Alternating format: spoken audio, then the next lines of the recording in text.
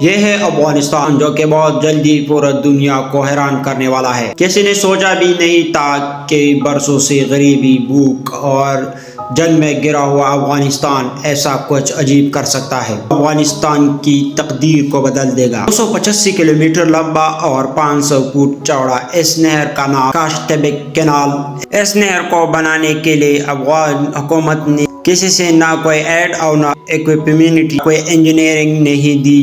لیکن افغانستان کو آخر اتنا لمبا نہر بنانے کی ضرورت کیا پڑی، اور ایکسپرٹ یہ کیوں کہہ رہے ہیں کہ یہ پروجیکٹ افغانستان کو اکانومی ٹرانسفارم کر دے گا؟ آئے جانتے ہیں۔ افغانستان کی جغرافیہ کو سمجھتے ہیں۔ افغانستان ایک مکمل لینڈ لاک کنٹری ہے۔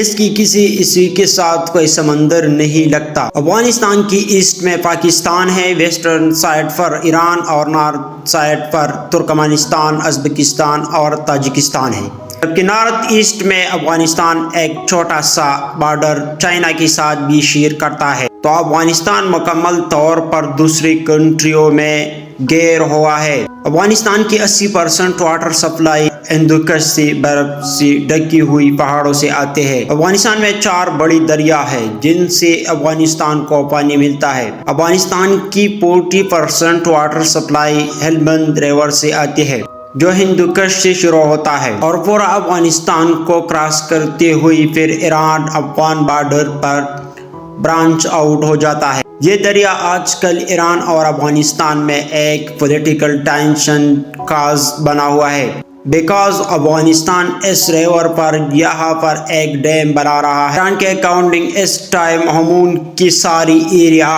پر بہت بڑا اثر پڑے گا۔ پھر دوسرے نمبر پر آتا ہے امون دریا، جیسا انگلش میں دا ایکسس ریور بھی کہتی ہے۔ ایکسس ریور سینٹرل ایشیا کا سب سے لمبا دریا ہے۔ یہ نارتھ پاکستان اور سینٹرل ایشیا کے فامین ماؤنٹین سے شروع ہوتا ہے اور پھر افغانستان تاجکستان بارڈر سے گزرتے ہوا ترکمانستان میں انٹر ہوتا ہے اور پھر اس کے ازبکستان کو کراس کرتے ہوئے ایل سی میں گر جاتا ہے۔ یہی وہ ریور ہے جس پہ کاسٹیپ کینال بنایا جا رہا ہے، جیسا ہم ابھی آگے جا کے ویڈیو میں ڈسکس کریں گے۔ اس کے علاوہ پھر کابل کی باقی واٹر سپلائی کابل، ہریرود اور پنچوی ریور سے آتے ہیں۔ افغانستان دنیا کی ان چند کنٹریوں میں سے ہے جس کو 70% ایریا پہاڑوں سے کورڈ ہے۔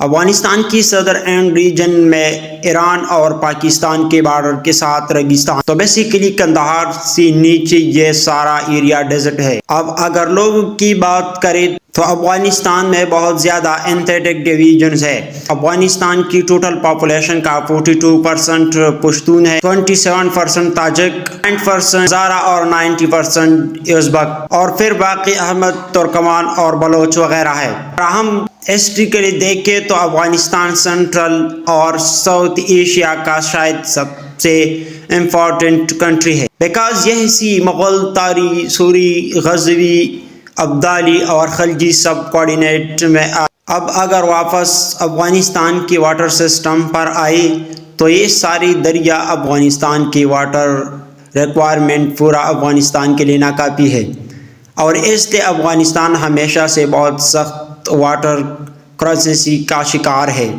لیکن امریکہ افغان جنگ کے بعد اس میں بہت زیادہ شدید آ چکے ہیں۔ اصل میں افغانستان کی اس ساری نارتھ ریجن میں پانی کی بہت کمی ہے، اور اس کمی کو دور کرنے کے لیے افغانستان حکومت نے یہ حل سوچا۔ ایکسس ریور سے ایک آرٹیفیشل نہر بنائی جائے جو 285 کلومیٹر پر اس ساری ایریا کو پانی سپلائی کرے گا۔ اس کینال کی مدد سے تقریباً 5.5 لاکھ ایکڑ کے اس خشکی ریگستان کو لش گرین میں کھیتوں میں بدل جائے گا۔